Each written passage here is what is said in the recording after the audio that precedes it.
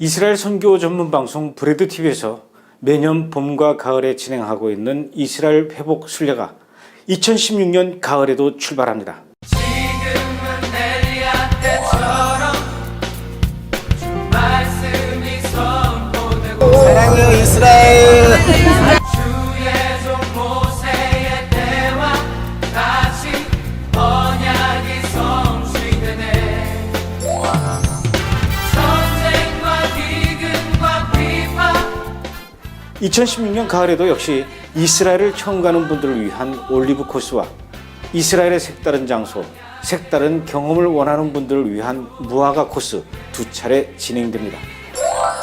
9월 12일부터 8박 9일간 진행되는 올리브 코스는 예수님이 태어나신 베들레헴, 예수님이 사역하셨던 갈릴리 호수, 또 예수님이 눈물로 기도하셨던 겟세마네 동산과 십자가를 지고 가셨던 고난의 길, 그리고 골고다 언덕 같은 기본적인 성지 코스는 물론이고 핍박과 고난 속에서도 신앙을 지키고 있는 메시아닉주 교회에 가서 그들의 손을 잡고 위로하며 예배를 드리고 또 영화 회복의 주인공들을 만나 그들이 얼마나 간절하게 예수님을 믿는지 간증을 직접 들으며 그들의 손을 잡고 함께 중보 기도를 하는 시간을 가지려고 합니다.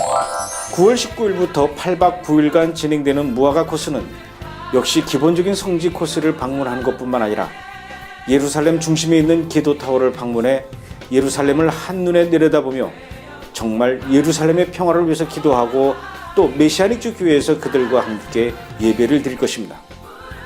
좀 더 특별한 이스라엘을 체험하기 위해서 예루살렘의 재래시장을 방문하여 그들의 생활과 문화를 이해하는 시간도 가지려고 합니다. 네게브 사막의 베두인 텐트 아래에서 모닥불을 피워놓고 벌어지는 메시아닉주와 함께하는 찬양과 간증의 밤은 아마 여러분에게 평생 잊지 못할 진한 감동과 은혜의 시간을 선사하게 될 것입니다. 제가 만든 이스라엘 영화를 이스라엘 현지에서 관람하고 그 촬영 현장과 영화의 출연자들을 만나는 시간, 그리고 그 현장에서 들려주는 하나님의 놀라운 역사의 간증들을 들려드릴 것입니다.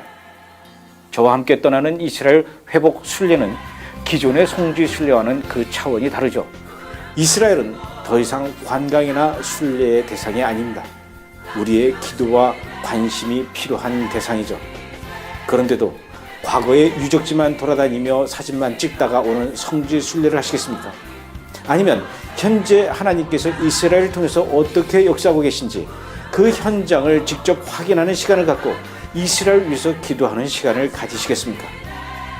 여행은 어디를 가느냐도 중요하지만 누구와 함께 가느냐가 더 중요하죠. 여러분, 저와 함께 이스라엘 가시죠. 제가 여러분을 이스라엘로 안내하겠습니다.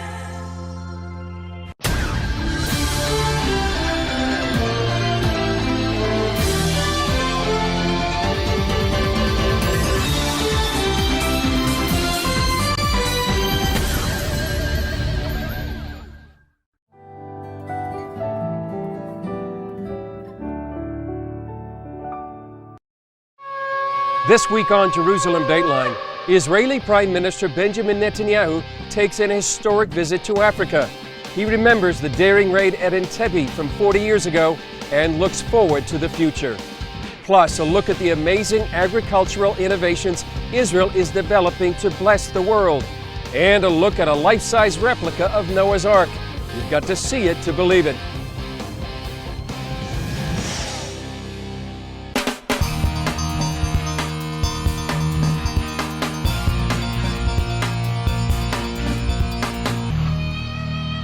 Hello and welcome to this edition of Jerusalem Dateline. I'm Chris Mitchell. We're coming to this week with the Israeli Parliament, the Knesset, behind me. It's been fairly quiet this past week because of a 4-day historic visit by Israeli Prime Minister Benjamin Netanyahu. His visit began with the ceremony commemorating the 40th anniversary of the Israeli raid at Entebbe in Uganda. It's a military raid that has special meaning for the Israeli leader.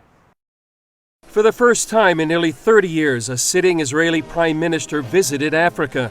Prime Minister Benjamin Netanyahu met with the leaders of 7 African nations. The historic summit that will be held later today between the leaders of 7 African countries and Israel testifies to the dramatic changes taking place in the relationship between Israel and Africa. Africa is a continent on the rise. Israel looks forward to strengthening ties with all its countries. The anniversary held special meaning for Netanyahu. His brother Yonatan was the sole Israeli commando killed during the raid. He said civilized nations must rededicate themselves to the spirit of Entebbe, a spirit of daring and resolve, and a spirit as determined as ever to defeat terror. At Entebbe, international terrorism suffered a stinging defeat. The rescue mission proved that good can prevail over evil, that hope can triumph over evil, over fear. Today, savage terror is once again sweeping the world. We must recognize that the battle against it is indivisible. When terrorism succeeds in one place, it spreads to other places. And when terrorism is defeated anywhere, it is weakened everywhere. After the ceremony, Netanyahu held a counter-terrorism summit with the 7 African nations. Many are looking to Israel to help them confront radical Islamic terrorism within their countries. As part of his official 4-day visit, Israeli Prime Minister Benjamin Netanyahu met with a group of evangelical Christians in Nairobi, Kenya. He told them that the Jewish state has no better friends than Christians who love and support Israel. The sound of shofars greeted Israeli Prime Minister Benjamin Netanyahu. He invited the crowd to come to Israel, the land of the Bible. Those of you who are, come again. Those of you who didn't come first time. You'll visit Jerusalem, visit Nazareth. You'll come to the Sea of Galilee. He told them a story about a kibbutz that discovered a 2,000-year-old boat. It's a fishing boat, and they carbon dated it. And it's right at the time of Jesus. So it stands there in Kibbutz Ginosal, and when you come there, you'll say, now, look, I can't tell you that Jesus was on that boat, but I can tell you that that boat was in the time of Jesus.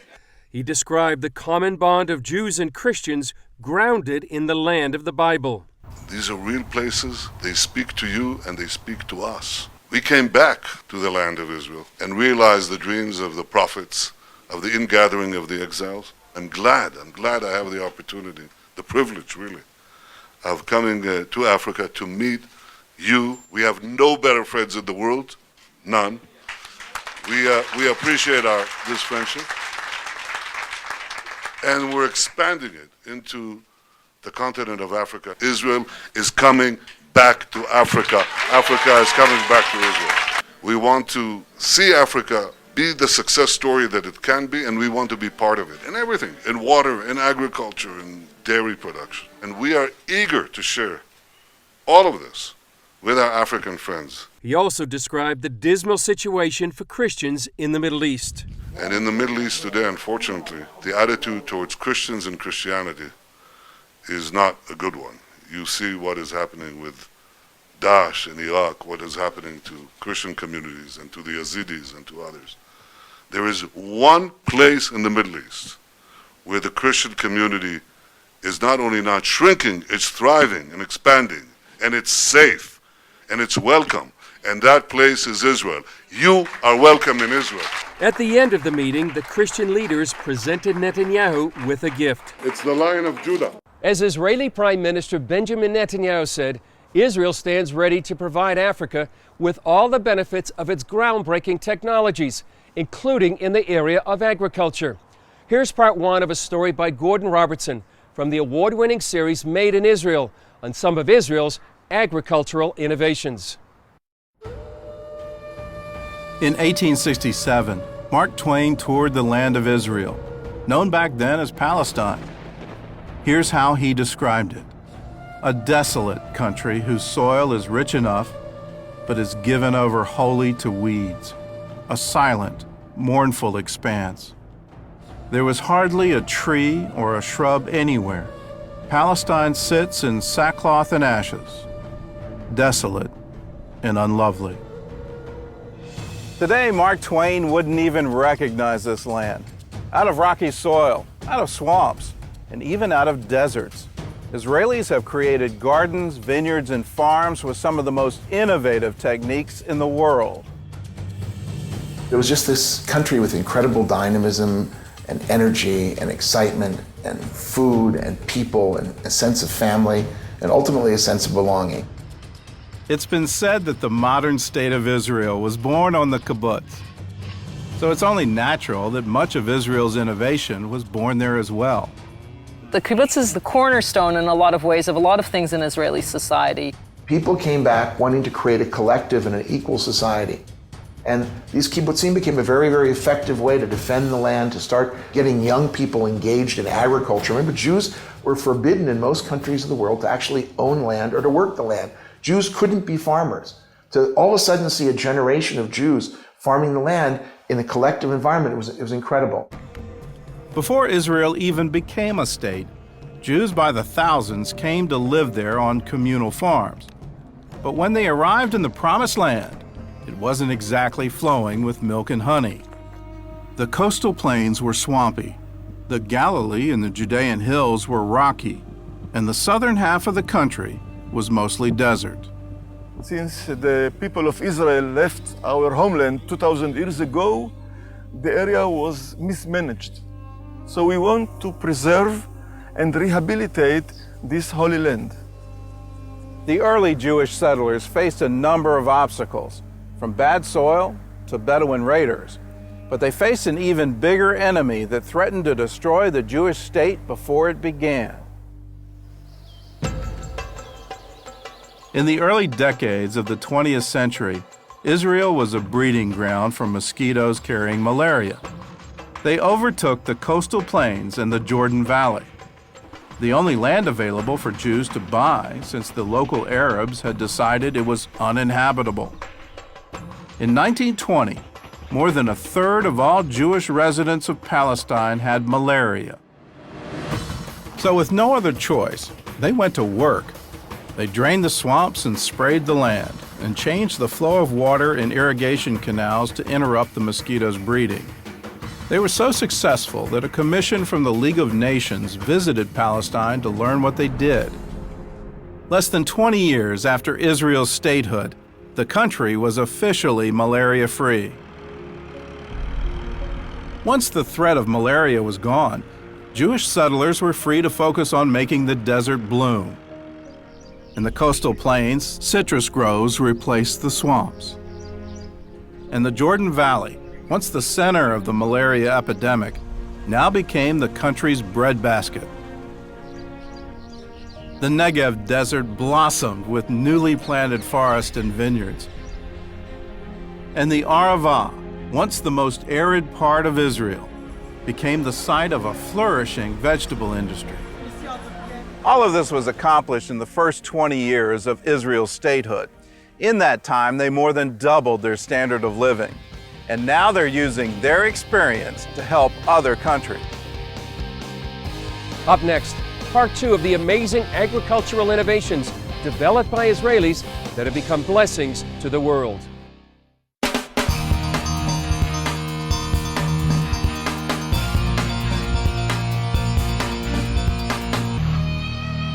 Israel's innovations in agriculture have been a blessing and a boon to the world.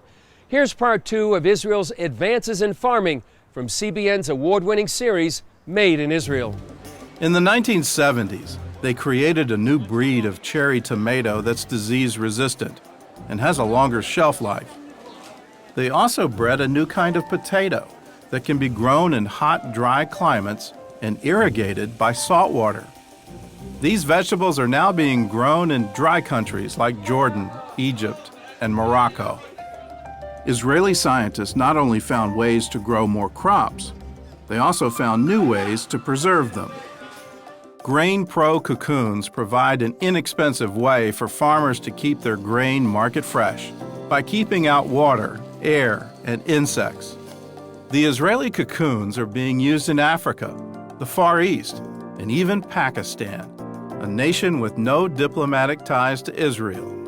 The kibbutz over time began to change. Israeli society began to change, became more capitalistic, became more focused on free enterprise and entrepreneurship and the individual taking responsibility for himself and therefore benefiting the overall society. There have been many very exciting companies that have been built in kibbutzim. One of those companies is now doing business around the world. If you went to the average Israeli 10, 12 years ago and said to them organic, they wouldn't have a clue what you were talking about. Here we've been doing organic farming for over 40 years. Kibbutz Sde Eliyahu was founded by German refugees in 1934, and many of their early members were survivors of the Holocaust. The biggest problem that we had when we started the organic was, what do you do if you're not using chemicals? How do you get rid of the pests? Their answer was to fight bugs with more bugs.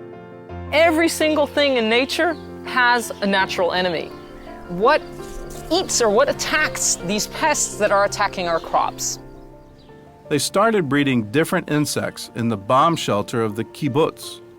The idea was to breed predators to destroy the pests that ate their crops. The result was a new company called BioBee. We went to the Israeli farmers. We said, "You want to buy some bugs?" They said, "What are you, crazy? We don't have enough bugs in the field. You want us to buy bugs?" Eventually, they won over farmers in Israel and in 32 other countries as well. In California, 60% of the strawberry fields are treated with products from BioBee. The company also found a way to deal with one of the region's most devastating insects, the Mediterranean fruit fly. We take the males of the species and we sterilize them. And then we release the sterile males into the environment. There's no future generation.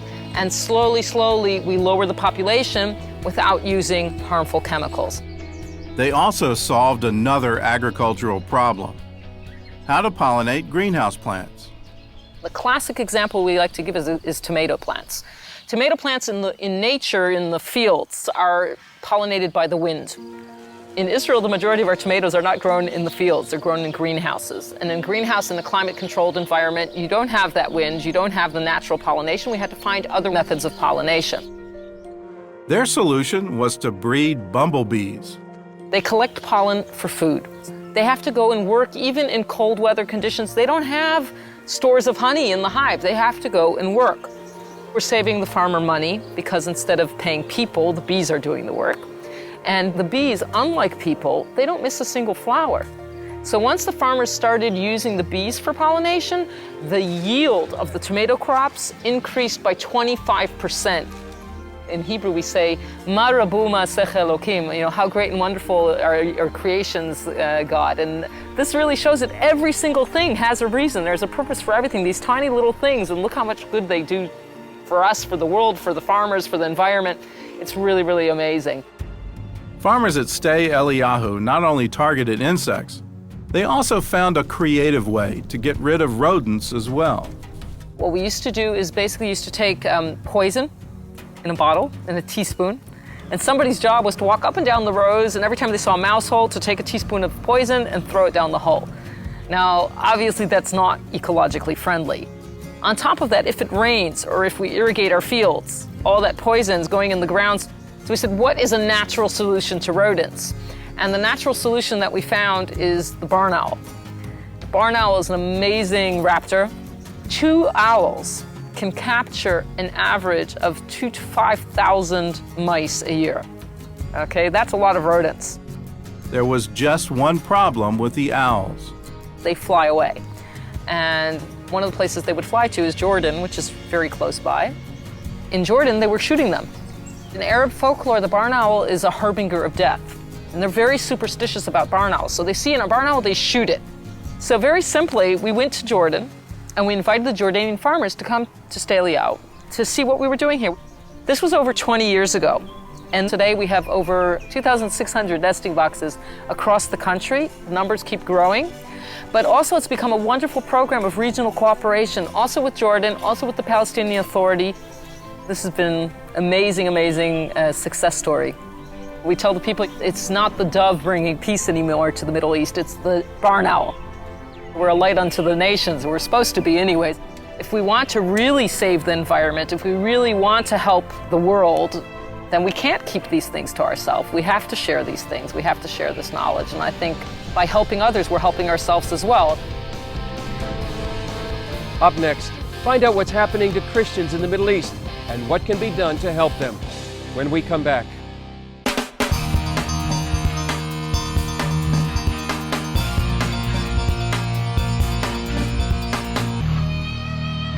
When Israeli Prime Minister Benjamin Netanyahu met with Christians in Kenya, he noted the awful persecution of Christians in the Middle East.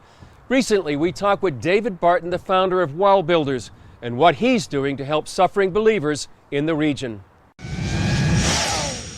How would you describe the situation for Christians here in the Middle East? The situation for Christian Middle East is really critical in many areas of the Middle East. We've had thriving Christian populations since the time of Christ in a number of areas, and while there was persecution in the first 3 centuries, it really kind of abated for a long time. It is now back with a ferocious force. It is so much so that even the U.S. Congress, former Congressman Frank Wolf, was able to get a genocide declaration resolution through the House. So America has finally acknowledged what the rest of the Middle East, and particularly Europe, has seen, and that is there's a genocide going against Christians. We have communities in the Middle East that have existed since the time of Christ that are now extinct. And so what is being done to help them? What we're seeing is, for example, one of the charities I work with called Mercury One, we're taking those that need asylum, those that need to be protected, their lives have to be saved, and moving them to countries. Right now, Europe is willing to help with that. But the pulpits in America have largely been silent on this issue of their fellow brethren around the world. Worked with George Barna on a poll here a few months back, and in going through that poll, we took Bible-believing Christians and said, what do you need to hear from the pulpit? What's really important that you hear? Number 2 on the list, with 86% of Christians saying it's critical that I hear this from the pulpit, 86% said religious persecution. When you get over to pastors and you ask them, what is it you preach about in these 150 topics? Persecution didn't make the list. How successful is the program that you're working on right now? The program we're working on right now is very successful, but it's also very limited. If we're going to move people into a foreign country, 2 things we don't want to happen. We don't want them to be a security risk for that country. If we're going to move them in, we don't want them to turn out being terrorists. Well, and the other thing is we don't want to put a burden on their social programs. So as we move these people into the nations we're moving them, for example, we'll give 2 years' income for each of these families so they can get on their feet, they can learn the language, they can assimilate, become part of that culture, and the government therefore is not having to bear the burden of that. And how would you describe what's happening historically right now? Well, after World War II, they said never again, but that's because they remembered what happened in World War II.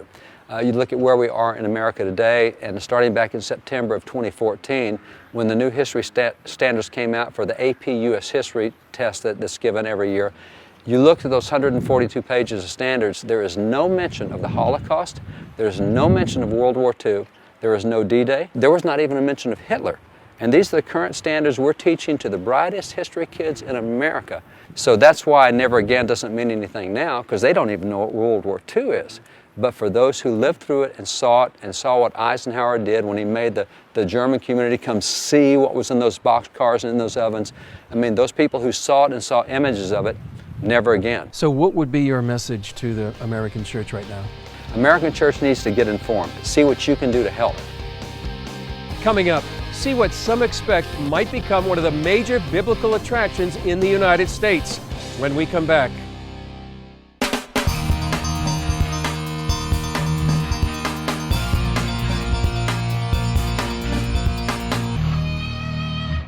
We're here in Israel, the land of the Bible, but over in the United States, a life-size replica of Noah's Ark is finally open to the public. And officials at the attraction held a ribbon-cutting ceremony to highlight their massive achievement. Mark Martin has the highlights. On behalf of the city of Williamstown and the state of Kentucky, I would like to officially declare the Ark Encounter open. The replica of Noah's Ark is the closest in size to the legendary ship, built before the flood as chronicled in the book of Genesis. The 510-foot-long, 85-foot wide, and 51-foot-high vessel is part of a new $100 million theme park called Ark Encounter. The founder of the Creation Museum, Ken Ham, had the massive ark built according to the dimensions recorded in the Bible. He quoted Psalm 106:1 during the ribbon-cutting ceremony. Oh, give thanks to the Lord, for he is good. And I do give thanks to the Lord. And that's why we played the names of God. We give all glory and honor to the God who created all things. Kentucky's Lieutenant Governor Janine Hampton also spoke at the ceremony. I just feel so blessed to just be a part of this. I think God is here today, and even if it rains, that is okay. Ham told ABC News the Ark Encounter is making the Bible come alive. He said building Noah's Ark shows this really happened. This is plausible. At the ribbon-cutting ceremony, leaders with Ham's organization Answers in Genesis and Ark Encounter also laid 12 stones, following the example of Joshua in the Bible. He led the people of Israel across the Jordan River, normally fast-flowing river. It was a miracle of God.